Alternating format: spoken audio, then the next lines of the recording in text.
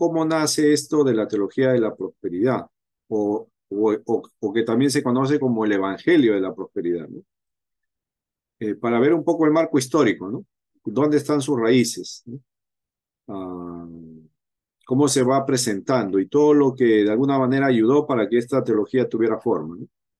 Interesante. Esta organización se llama Vite, ¿no? Hace videos con esa intención, ¿no? De poder ayudar de forma visual a explicar algunas cosas, ¿no? Que están relacionadas con la vida de la iglesia. Entonces, vamos a compartir este video, es bastante interesante, ¿no? Actual, ¿no? Que refleja un poco cómo se origina esto, ¿no? Atención a este video, luego lo vamos a comentar, ya voy a preguntar, perdón, qué es lo que usted ha entendido de esto, ¿ya? Voy a proyectar entonces este videito, voy a compartir la pantalla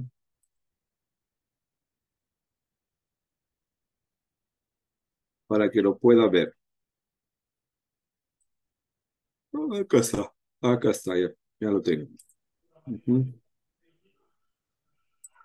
Compartimos, ya, ahí está. ¿Cuál es el origen del Evangelio de la Prosperidad? Ya vamos a ver. ¿Se ve la pantalla? No. Sí, sí se ve, pastor. Sí, pastor. Voy a prender el audio para que se pueda escuchar bien.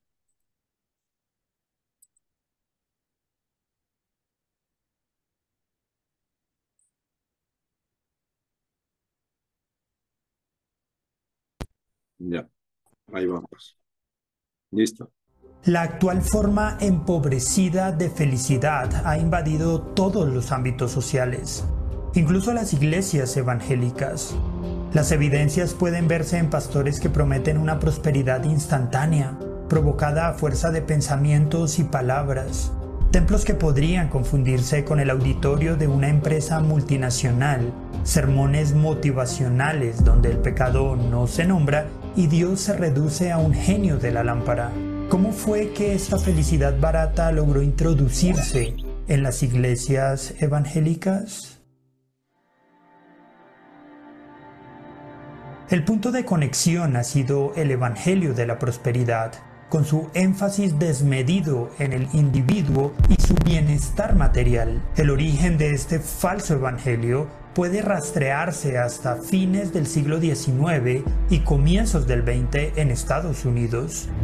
En aquellos años, tres corrientes de pensamiento se entrecruzaron: el naciente movimiento de dones y bautismo del Espíritu Santo, el nuevo pensamiento y una cultura del pragmatismo y esfuerzo individual. Este nuevo contexto fue producto de un cambio en el panorama religioso de Estados Unidos. La mentalidad y la ética puritana habían sido cruciales para sentar las bases de la nación. Pero con el paso del tiempo, el puritanismo y la teología calvinista fueron perdiendo terreno. Entre 1790 y 1840 sucedió lo que se conoce como el Segundo Gran Despertar. ¿Usted está buscando una residencia permanente para los Estados Unidos y es profesional en las áreas de ciencia, tecnología? Un tiempo de gran pluralidad religiosa donde se iniciaron diversos movimientos espirituales. Muchos de estos movimientos se desenvolvieron dentro de los límites del cristianismo, como el decisionismo de Charles Finney o el movimiento de santidad metodista. Otros pretendían restaurar el cristianismo, aunque terminaron por desviarse de la revelación bíblica, como los Testigos de Jehová y mormones. Por último, también surgieron muchos grupos que buscaban fundar una nueva forma de espiritualidad alejada de la Biblia. Fue así como en las primeras décadas del siglo XIX, el cristianismo norteamericano quedó fragmentado en muchas expresiones diversas. Charlatanes y comerciantes de la fe aprovecharon la situación y fundaron sus propias iniciativas pseudoespirituales. Otros predicadores sinceros también se movilizaron, aunque con más entusiasmo que sana doctrina.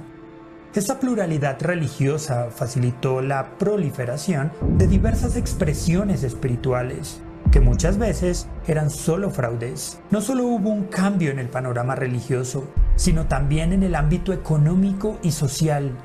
Luego de la Guerra Civil estadounidense, el país vivió una edad dorada de crecimiento. El estilo de vida puritano ya no encajaba en la abundancia y la opulencia que se vivía.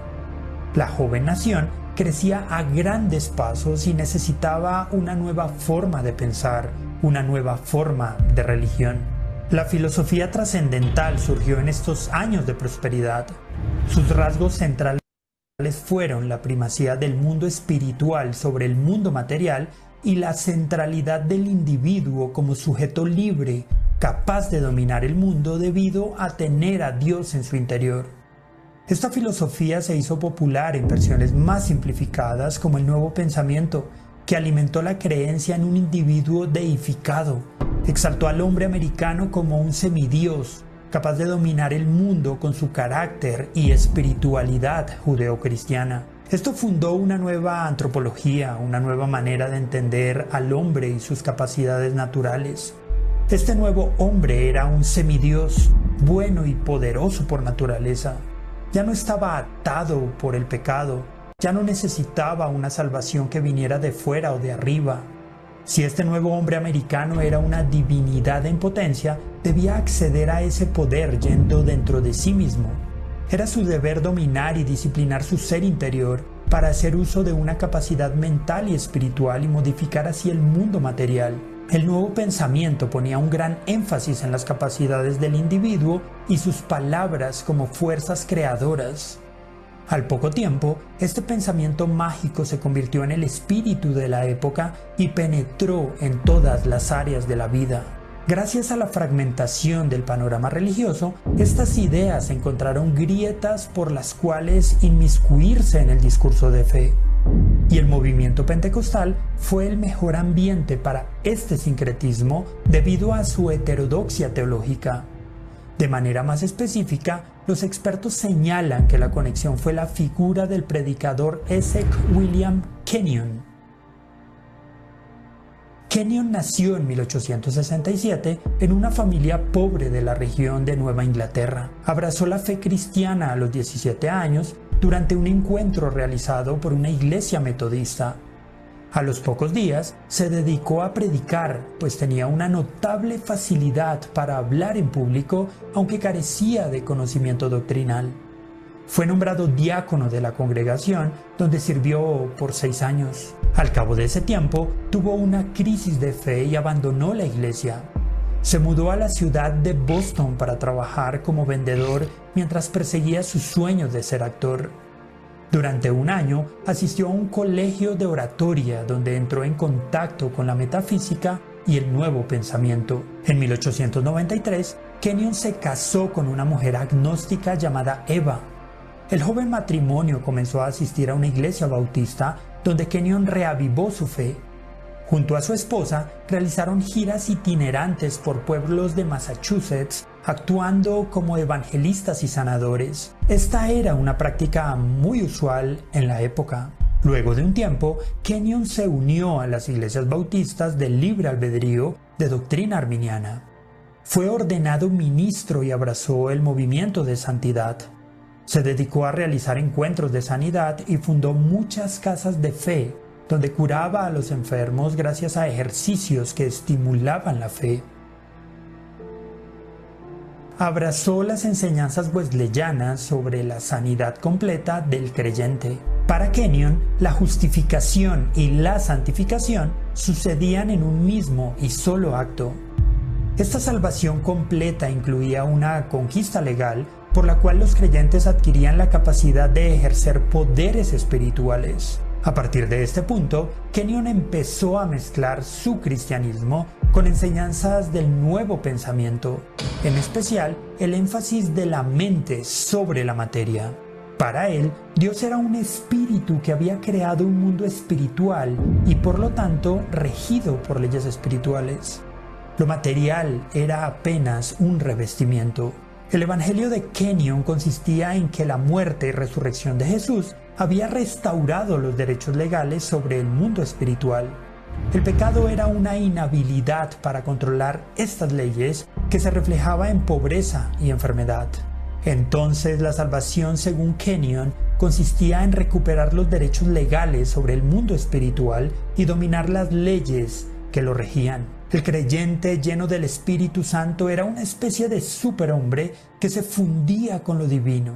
Pero ese superhombre aún estaba en etapa de embrión dentro del cristiano, aseguraba Kenyon. Los cristianos debían ejercitar ese potencial que llevaban dentro mediante actos de fe. Kenyon creía de todo corazón que los creyentes debían vivir su fe, aún en contradicción con lo que sus sentidos pudieran decirles. Debían aprender a ver las verdades espirituales ocultas para desatar las fuerzas que comandaban el universo. Kenyon se apoyó en el relato de la creación y en el primer capítulo del Evangelio de Juan para predicar la importancia de la palabra. Aquellas primeras palabras creadoras eran las leyes espirituales que regían el mundo. Como Dios había hablado el mundo a existencia, la palabra hablada era el patrón de vida para los cristianos por encima de la palabra escrita de la revelación bíblica. Las similitudes de las enseñanzas de Kenyon con las del Nuevo Pensamiento son evidentes. Solo cambia el contenido, pero el método es el mismo. La confesión positiva que Kenyon llamaba palabra de fe, pero los historiadores no se ponen de acuerdo sobre cuál fue el punto de contacto entre Kenyon y el Nuevo Pensamiento que permitió esta notable influencia.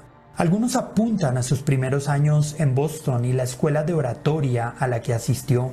Otros destacan sus giras evangelísticas y de sanidad por Massachusetts, donde convivió con sanadores y predicadores de las más diversas procedencias. Sin embargo, Kenyon maduró sus enseñanzas sobre la palabra de fe en las últimas décadas de su ministerio cuando se trasladó al estado de Washington. Por todo esto, es difícil explicar la gran similitud entre Kenyon y el Nuevo Pensamiento. Todo apunta a que tanto uno como otro bebieron de la misma fuente. Ambos movimientos se nutrieron de este gran clima de pensamiento que exaltaba al hombre americano. Aquella antropología superior que concebía un individuo semidios con capacidades espirituales para dominar el mundo material se convirtió en sentido común y creencia popular durante los años de gran riqueza económica. Esto explica la notable coincidencia entre Kenyon y el Nuevo Pensamiento. La influencia de Kenyon fue modesta durante su vida, aunque logró entrar en contacto con algunas figuras del movimiento pentecostal. En sus primeros años como ministro, Kenyon fue cercano al predicador pentecostal William Durham, aunque es difícil determinar quién influyó a quién. En la década de 1920, la familia Kenyon se mudó a California, donde se acercó a varios líderes del avivamiento de la calle Azusa. Aplicó para ser ordenado ministro por las Asambleas de Dios, pero por razones que se desconocen no se llevó a cabo. Kenyon también se relacionó con figuras como Amy McPherson, fundadora de la Iglesia Cuadrangular, John G. Lake, fundador de los Cuartos de Sanidad, y F.F. Bosworth, uno de los fundadores de las Asambleas de Dios y luego líder dentro de la Alianza Cristiana y Misionera. El pentecostalismo ha sido desde su origen un movimiento diverso y descentralizado que ha permitido la convivencia de diversas teologías. Las enseñanzas de Kenyon tuvieron poco impacto inicial y permanecieron en la periferia, pero poco a poco fueron permeando dentro del movimiento carismático posterior. Kenyon murió en 1948. No vivió para ver cómo los nuevos líderes pentecostales retomaron sus enseñanzas luego de la Segunda Guerra Mundial. Muchos teleevangelistas ganaron renombre por sus sermones y sanaciones, varios de ellos copiando a Kenyon. Los nuevos predicadores de la posguerra esparcieron el evangelio de la prosperidad y la confesión positiva como un supuesto mecanismo para poner en acción leyes espirituales capaces de, supuestamente, modificar el mundo material, la salud y la economía. Aunque Kenyon no inició el evangelio de la prosperidad, sí inició la teología que lo hizo posible. Este evangelio fue la grieta por donde se introdujo el discurso de la felicidad barata y materialista dentro del cristianismo. Durante sus inicios, las controversias pentecostales giraban en torno a la santidad y el bautismo del Espíritu Santo y la vigencia de los dones milagrosos. Pero luego de la Segunda Guerra Mundial, algunas enseñanzas se redirigieron hacia la riqueza y la felicidad en esta vida y el poder que lo hacía posible. El Evangelio de la Prosperidad surgió, en parte, porque existía una teología previa que afirmaba la idea de un individuo capaz de dominar el mundo material con su mente y sus palabras. Si ese supuesto superhumano existía, ¿por qué no ejercer su dominio para su conveniencia y riqueza? El discurso de la felicidad pudo convertirse en evangelio de la prosperidad, gracias a la teología de hombres como Kenyon, quienes hicieron un énfasis desmedido en el bienestar presente y las capacidades del individuo. ¿Y tú qué piensas? ¿Qué otras raíces del Evangelio de la Prosperidad conoces? ¿Cuál crees que es la consecuencia más dañina que el Evangelio de la Prosperidad ha introducido a la Iglesia? ¿Qué piensas que sucederá en el futuro con este movimiento?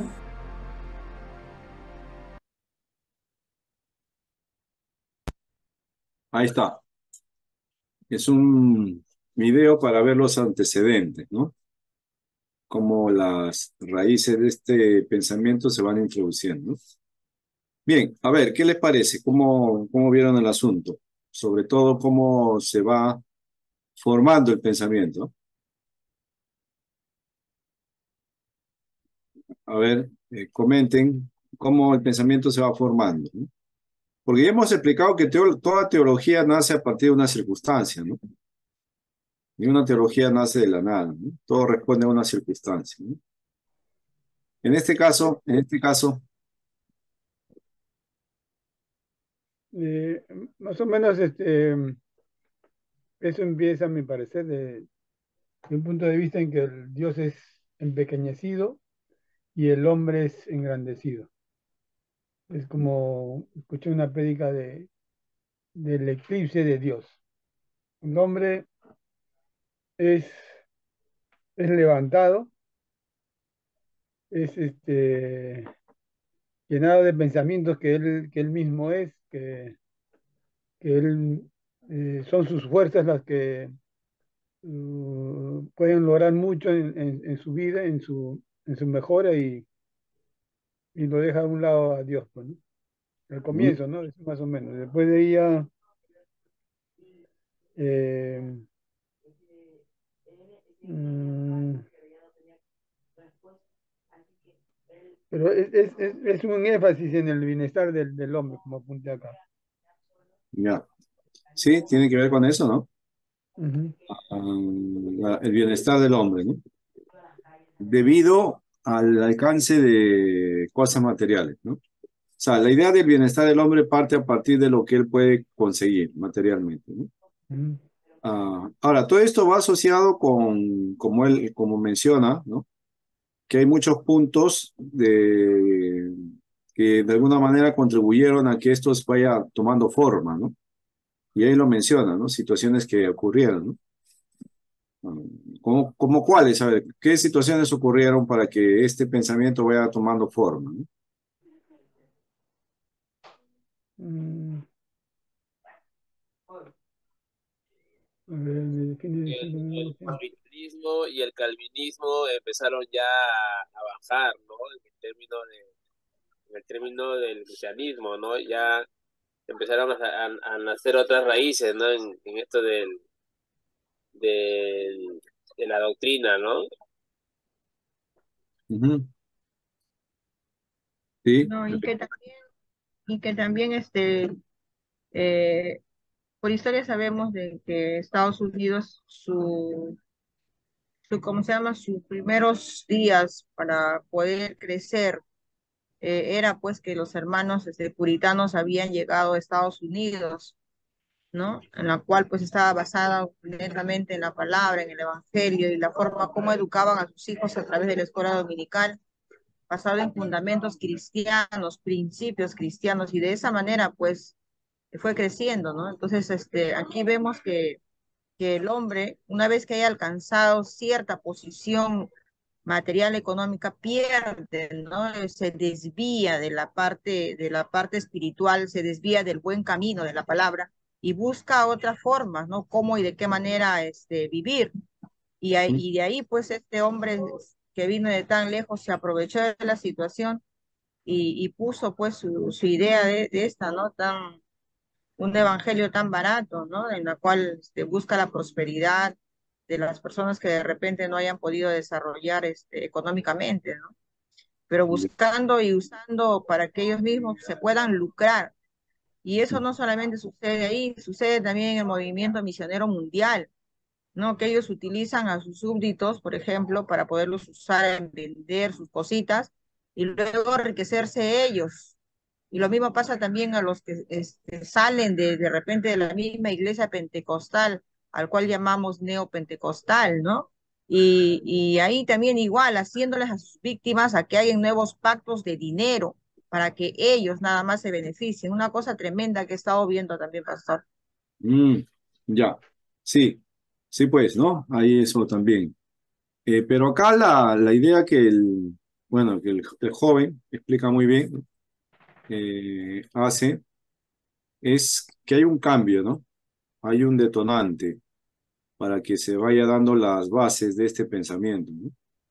Es que lo que fundó a la nación, ¿no?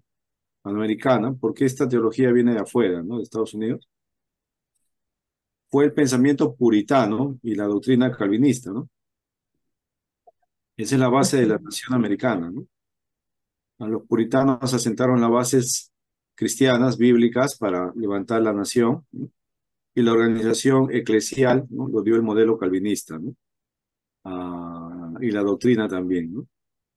Eso fue menguando, fue desarticulándose y aparece otro escenario, dicen, ¿no?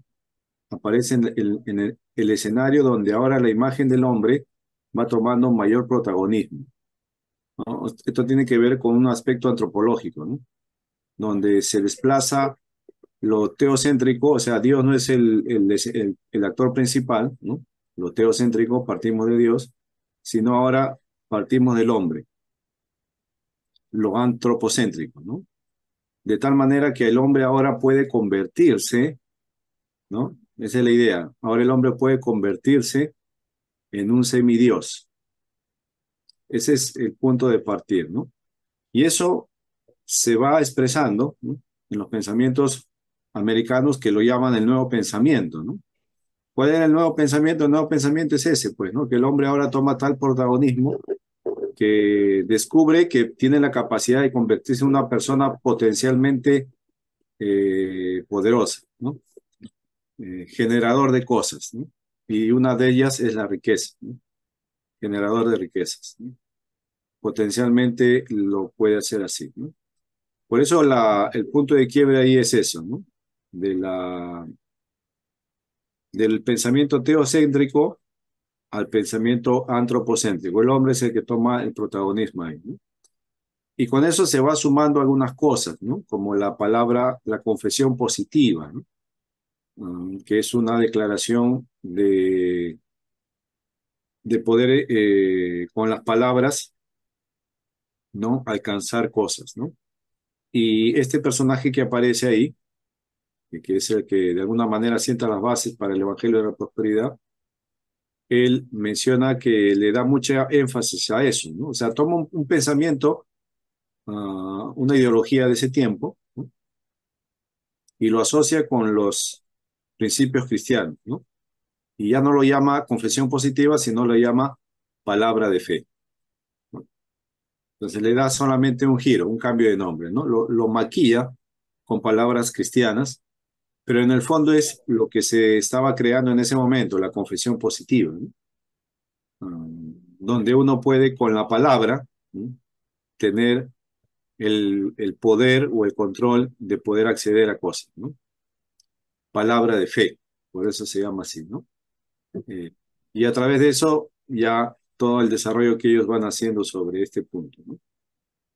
Ahora, esto toma bastante... ¿Dónde es donde se introduce mejor este pensamiento, ¿no? Que Keaton empieza a desarrollar? él dice que el mejor escenario para que se desarrolle eso es en la iglesia pentecostal, ¿no? ¿Por qué? ¿Por qué es eh, el mejor escenario para que esta corriente ideológica, teología, ¿no? se introduzca con facilidad? ¿Por qué? ¿Se ha dado cuenta por qué? Porque tienen una corriente arminiana. Bueno, sí, pero ¿por qué más? Pastor, también en este video está observando, habla bastante sobre los dones y el bautismo. Ya, tiene dones, sí, también habla de los dones, ¿no? Pero propias leyes espirituales que ellos mismos se han creado. Ya. Lo que pasa es que el movimiento pentecostal es un movimiento donde sus bases, ¿no? doctrinales todavía no estaban bien asentadas, ¿no? Ah, Era un movimiento que estaba empezando a surgir y que estaba estableciéndose, y en sus comienzos fue bastante heterodoxo, ¿no? O sea, abierto a cualquier tipo de pensamiento, ¿no? De experiencia sobre todo, ¿no? No así pasaba con las iglesias ya tradicionales que estaban en ese momento, ¿no? Como la iglesia presbiteriana, ¿no? Que ya tenía su confesión de fe establecida, su liturgia, su gobierno, su doctrina establecida, ¿no? Entonces ahí no iba a tomar cabida, ahí no iba a poder entrar, ¿no? Iba a tener barreras para entrar a esa teología, a ese pensamiento. Pero la iglesia pentecostal en su comienzo era como un lugar de poder expresar las ideas, ¿no? Las experiencias, las propuestas que había, ¿no? Es por eso que ahí agarra mejor acogida. Eh, y de ahí empieza ya la difusión de este pensamiento. Pero lo interesante es que lo que este teólogo hace no, en su tiempo no toma fuerza, ¿no? Sino después de su muerte, ¿no? Después de su muerte es donde ya sus seguidores, y fíjese que aparece después de la Segunda Guerra Mundial, donde la nación americana también empieza a experimentar un desarrollo tremendo, ¿no? Llevándolo a ser potencia mundial, pues, ¿no? O sea, la figura del americano toma un protagonismo, ¿no? De una persona bastante poderosa. Y en ese escenario, ¿no? de riqueza y de prosperidad de la nación, es ahí donde toman la teología de este hombre y la empiezan a desarrollar y a difundir, ¿no? Ya con sus matices, ¿no? Entonces, fíjense, interesante cómo va desarrollándose su pensamiento, ¿no? Y que responde a una situación propia, ¿no? En este caso de la prosperidad de la nación, ¿no? Y cómo se va introduciendo en la iglesia. Fíjense cómo se introduce, ¿eh? Para que se den cuenta cómo las filosofías humanas, ¿no? A veces se introducen en la iglesia sin darse cuenta, ¿no? De una manera así bastante sigilosa, bastante escueta, ¿no? Se mete y ya, se introduce, ¿no? Por eso tenemos que tener bastante discernimiento de las cosas que ocurren, ¿no? Y poder comprender, ¿no? ¿Por qué está sucediendo esto? ¿No? Eso ocurrió en ese tiempo, después de la Segunda Guerra Mundial, finales de los 1940, y ahí empezó a tener mayor auge, ¿no? Y de ahí en adelante ya se empezó a desarrollar, ¿no? Ah, bueno, ¿qué peligros ven acá ustedes, hermanos? A ver, ¿qué peligros ven acá como estudiantes del seminario de poder dejar luz verde para que del Evangelio de Prosperidad sea parte de nuestro discurso? ¿Qué peligro ven?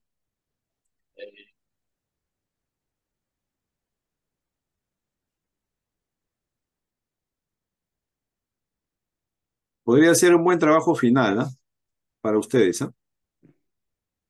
Para que me presenten los peligros de la teología de la prosperidad para la iglesia hoy, ¿no? ¿Qué peligro ustedes ven? ¿No? O no hay ningún peligro, de repente no hay ningún peligro para ustedes, ¿no? De repente ya el domingo empiezan a No, predicar la prosperidad, ¿no? Mi billetera es el peligro. Sí, ¿no? Ahora, después de esto, de la Segunda Guerra Mundial, ¿no? Y de los trabajos que hace este teólogo, ¿no? Empiezan ya a aparecer los diferentes expositores, ¿no? Y los diferentes conferencistas que hacen más popular el Evangelio de la Prosperidad, ¿no? Lo hacen más popular, ¿no? Y hay videos, ¿no? donde se escucha, ¿no? a los predicadores de la prosperidad, ¿no? Y que creo que es necesario que lo veamos, ¿no? Algunos cortos, por lo menos algunos 3, 4 minutos de cada uno de ellos, para que vea su teología, ¿no? Y que vea cuál es, digamos, la astucia, ¿no? Que usan para poder llegar al auditorio y poder convencer al auditorio lo que ellos están pidiendo o proponiendo, ¿no? Porque tienen bastante palabras que convencen, ¿no? Por si no, la gente no respondería, pues, ¿no? Ah, y también cómo responder frente a los testimonios de muchas personas que han hecho parte del Evangelio de la Prosperidad en sus vidas, ¿no? Y han, de alguna manera, han tenido resultados también de lo que le han ofrecido, ¿no? Entonces, ¿cómo poder ver esto, ¿no? En cuanto a lo que enseñan y en cuanto a los testimonios también, ¿no? Bien, vamos a hacer eso, ¿ya? La próxima semana vamos a hacer eso. Vamos a revisar estos videos. Tres, cuatro videos Voy a de hacer los, un pacto, voy a hacer un pacto por $100. sí, los pactos también, ¿no? Tienen que ver con eso, ¿no? Ahora, pero sobre todo la argumentación bíblica que usa, ¿no? Y que convence, ¿no? Vamos a ver, poco a poco vamos a ir desenmascarando, abriendo, ¿no? Mostrando qué es lo que pasa, ¿eh? Pero para que ustedes se entretengan durante la semana, ¿no? En sus tiempos libres y como yo sé que les gusta leer, ¿no? Entonces les voy a dejar una lectura para que puedan reforzar un poco más este tema. Es un hermano, ¿no?